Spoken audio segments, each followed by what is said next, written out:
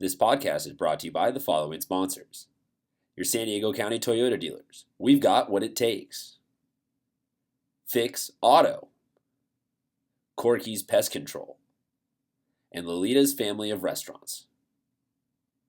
Hey there, sports fans. Welcome to another Laxcast here on campus at SFC. I am Christian Pedersen. This is Coach Tom DeMeo. Coach, thank you very much. Another big week for you. Now we're back here to celebrate. We'll get to your game balls in just a moment. Way this is going to work, as with every episode, we're going to start game balls, shouting out the week that happened, transition with a little Q&A, pick your brain about the game, and then talk about the week ahead. Little under a month now till playoffs, so everything is, we keep heightening it up with the intensity. Every single game means a little bit more. Every win means a little bit more. Everybody gets a little more desperate, if you will. Yep. So let's talk game balls. First one, on the guys' side, Cathedral taking down Bishops. Cathedral started off a little slow, as always, because they played this monstrous non-league schedule. And then this win against Bishops continues to cement that this is a great Dons team. Yeah, I mean, it was one of those games that they jumped out, pretty early, and they really piled it on. It was a pretty big margin of victory for Cathedral. So I'm sure that that's one Bishops would like to have back, and that seems to be the way it's going with the big schools. They're really taking it to the mid-level schools this year. They're putting a little bit of the pedal to the metal, if you will, sticking it through the floor there. Next game ball, San Marcos over Pacific Ridge. San Marcos this year, we haven't talked a lot about them because maybe they don't play the marquee schedule of Torrey, LCC, Poway, all those teams, but this is a really good team, and you've gotten a taste for both these teams this year. How big was this win? Yeah, I mean, I think they're sitting at 11 or 12-1 right now, and I looked at San Marcos' schedule on the way out. They have maybe one more game against Carlsbad, who they beat early in the year, so they could run the table here and end up 15, 16-1, and be fighting for a pretty high spot in the Open. So they're playing well, and they're beating solid teams. They're doing what they need to do with a little bit less of a strength of schedule. They're getting the margin of victory. They're getting the consistent wins. And like you said, if they can end up running the table, that'll do them a lot of good to cement giving themselves a potentially even a home game in the playoffs. Next game ball, want to give it out to your team. You guys said 10 in a row now. Is that correct? Wow. 10 wins in a row, and I think that might be a first for us. But again, we're doing similar to what San Marcos did. We're taking care of business, and we've had substantially closer games. We've had some real close ones. You got to keep it interesting. Yeah, I mean, that's what guys like to do, apparently. But we've had a bunch of it's always nice when you're in those one-goal games. We talked about that early in the year, and we've won 2 out of the last 3 one-goal games. So little Syracuse style. Yeah, it's good. That's good. I just don't want too many more of them, though. They keep you up at night. But, yeah, so we're rolling pretty good. We got a big one tomorrow at Bishops, and that's a big league game. Well, 10 in a row, it's really a compliment to how well your team has adapted from players they lost last year, and losing a big piece like Diviak, being able to bounce back. You played a really tough schedule early in the season. You got a taste for what it would be like in that upper division, and now you're sitting real close to making your way into that open division, which is a great progress for your program. Let's switch over to the girls' side. Give a game ball out to girls from Coronado. Big couple wins over Scripps. Scripps, a hard team to score on, and these were must-win games for Coronado. Yeah, it was the first time I saw is it Sam Fish? Sam Fish, yes. I saw her play first time, and instantly you could tell she was a game changer, and Coronado did a pretty good job putting up double digits both games, and Scripps could score too, though. They showed some offense, and I think those are good wins for Coronado. But I think Scripps clearly, strength of that team is their goaltending. So I'd love to see Sam Fish on one end, Nate McPeak on the other end, and put whatever kind of offense you want in the middle. See how that one all works out. Yep. But you hate to place the term must win on that, but I got the must win vibe of that, and they went out and executed. So that's a huge positive step for the Islanders. Yeah, it is. I mean, you got to win those interdivision, interleague games that could go either way. And I think, Coronado definitely has a little bit more talent and had some more skill, but sometimes you get a hot goalie, it's almost impossible to beat them. So I think those are good wins for them. Let's give our last game ball out to the Mission Hills Grizzlies girls, a 12-11 win over Carlsbad. We talked about Mission Hills last week, cracking into the top 10 for the first time, then taking down Carlsbad, who has lost a couple games, but Carlsbad losses this year have been to LCC, to Torrey, to San Marcos. So a big, if you will, let's call it a statement win for the Grizzlies. Yeah, I mean, like we previewed it last week, and I think we thought Mission Hills would struggle a little bit, but Carlsbad, like I said, they'd only lost to those teams, but that's Carlsbad's first loss against a team that we probably didn't expect them to lose to. So it's a good win for Mission Hills. And it's maybe the beginning of us seeing Mission Hills climb their way up into that legitimacy. We've talked about that periodically over the year of how there are a couple teams who are starting to make that transition from, well, they got a couple of big wins to, oh, like you said, now we expect them to win that game. Yep. So let's transition now into our little bit of a Q&A segment. You are an absolute wealth of knowledge about the game, and you've been a CIF champion. You've won back east, so you know a fair amount about the game. We're coming down to the stretch here, and it starts becoming, everyone's looking at that playoff seeding, looking at where, when, how are we going to be finishing the year. Just kind of give me a little feel for player management. Let's say that you're not a Torrey Pines or another team that has just no shot of falling out of the playoffs, but you're kind of in that, we could be here, we could be there. What's your mindset? Well, I think certainly, league championships in a way come first. I will say they're not as big of a deal out here. The leagues are sort of spread out. I mean, us having 4 teams in our league, it's not, like a 16-team league or anything like that. You try to balance. I mean, you want to win your league, take care of business there, and you want to go into the playoffs healthy. I mean, it's huge for, if you're not one of those top 4 or 5 teams, you can't afford injuries. So I think the importance goes on staying healthy and having your guys' bodies in good space to go in the playoffs and compete at the highest level. For the mid-level teams, those kind of 5 through 10, it becomes you're really pushing for the highest seed possible. So like you said earlier, if the difference between 4 and 5 is a home game, and the difference between maybe 6 and 8 is going down and playing Torrey Pines or LCC or Poway or Coronado. So there's some jockeying going on. So let's talk a little bit about kind of the extended part of that equation, new players, because every team runs a little deep, and especially once you get into playoffs, you're going to bring up a couple JV kids just to fill out the roster. And I know that you have some people that we've talked about this year scoring their first varsity goal, making that transition up. Is this an opportunity where you say to yourself, I want to get that kid some experience so that if X, Y, or Z goes down in the playoffs, I have a backup that I know?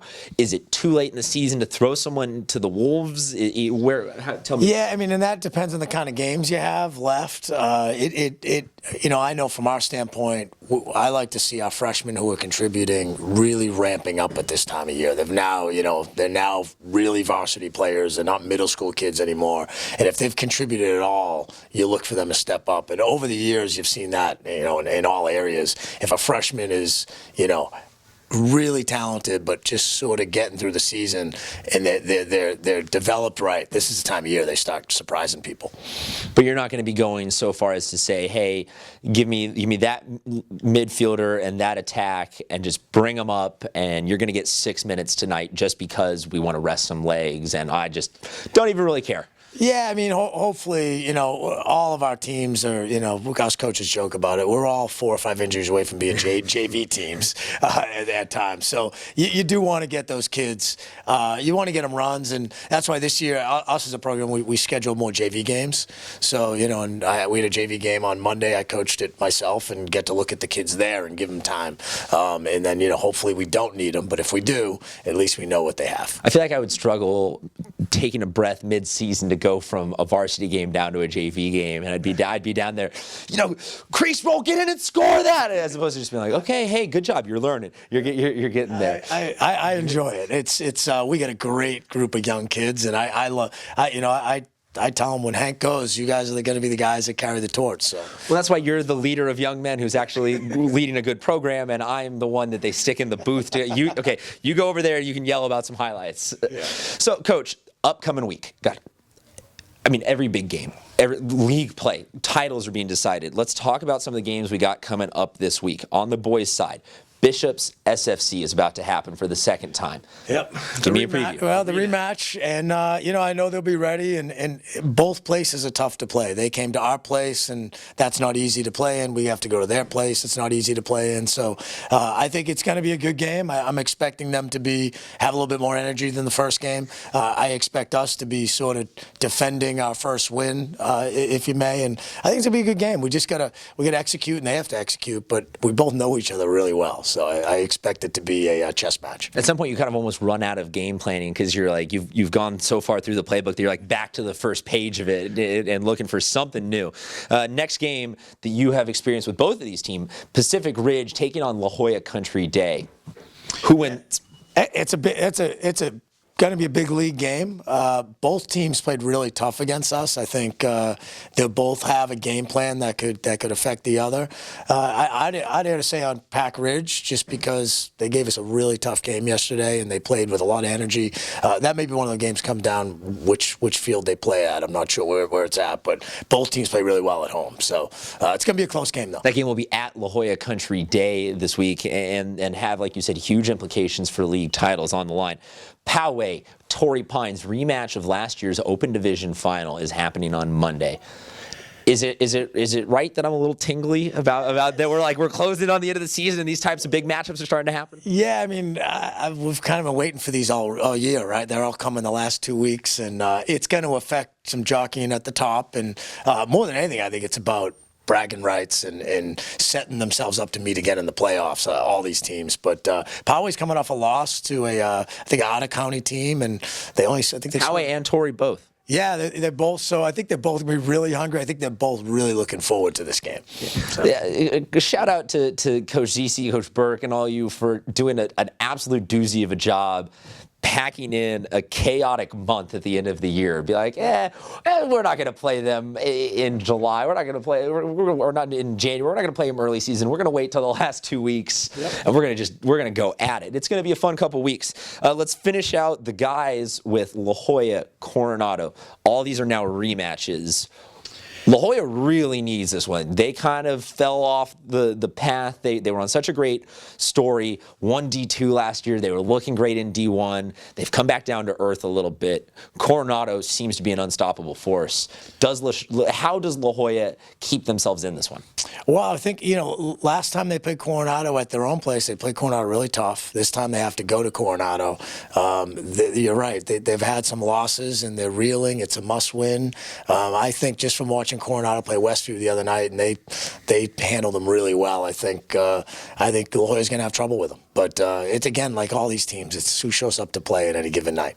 Well, now you start talking about when you're La Jolla, just managing the point differential and making sure that you're not getting blown out by that 10 or more, and you're just saying, hey, if we lose by 6, this keeps us in the hunt for 12th, or if we lose by 4, it keeps us in 10th, something like that. As hard it is for a coach to look at that, as the game goes on, you have to manage that. So I'm sure they will, and they'll try to, and both sides try to manage that. And it does make the game a little interesting because you have to decide when to pull your guys out if you're winning and rest, like we talked about. So I think it becomes a balancing act. Because we've seen at one point this year, Coronado and that Cathedral game, the 80-plus shots that they took. Yeah. So we know that they have the ability. If they leave everyone in, they can, probably run their kids ragged out there scoring goals all day long. But it'll be really interesting. Let's stay at that matchup and switch it over to the girls' side. Yep. Part 2 of La Jolla, Coronado on the girls' side. 2 teams that are looking at open division type situations for playoffs. La Jolla was undefeated for so long. Coronado starting to play their best ball now at the end of the season. What should we be looking for? Yeah, I mean, I think it's a rematch of a game that, I think La Jolla definitely, we talked about before, they both have one senior, they're young, and La Jolla got the best of them last time. It was close for a while. I think that, if Coronado wants to jump up and play with the bigger teams, they need to beat teams like La Jolla, who are certainly in that same position. But it should be a competitive game. I mean, it's almost a must-win for Coronado to stay in that upper tier. So I think it'd be a good game. Our last game to talk about is Torrey Pines Cathedral girls matchup. We talked about Cathedral being a team in that La Jolla Cathedral LCC type bracket of one of them will rise to the occasion to challenge Torrey in the playoffs. maybe next year, because it doesn't seem like anyone's going to take down the Terminator this year. Yeah. And that's right, we are referring to Taylor Scornavaco and company as just the Terminator. What are they looking for here? Is this the kind of game where you actually go out there if you're Cathedral and you show what you have and you try to get the win here? Or do you we're going to play it close. We're not going to tip our hand entirely. We're cool with losing a little bit because we know that we can game plan for you in the playoffs. Yeah, I think every coach plays to win. Okay. But there'll be certain times that, if Torrey's up by 6 and you had a game plan that you were going to implement that you think may be more effective and you just weren't sure, you may hold off. But generally you're going to go out there with a game plan to win. And if it fails, then maybe you don't show it as long, or maybe you change it and see what works. And so, yeah, there's a feeling out process especially when you're the underdog. You have to keep some things tight. But again, you're always going to play to win. It's one of the few sports where I feel like we've ever said Cathedral and the words underdog in the same sentence. Yeah. It feels a little weird on the ears. Coach, thank you very much for another fun week of Laxcast. We'll be back next week with more. Where can they find you on Twitter? At Coach DeMaio, DEMAIO. You can find me at Mr. Seaped. We'll be bringing you everything lacrosse for another week. It's almost time for playoffs, folks. Start getting ready. We'll see you soon.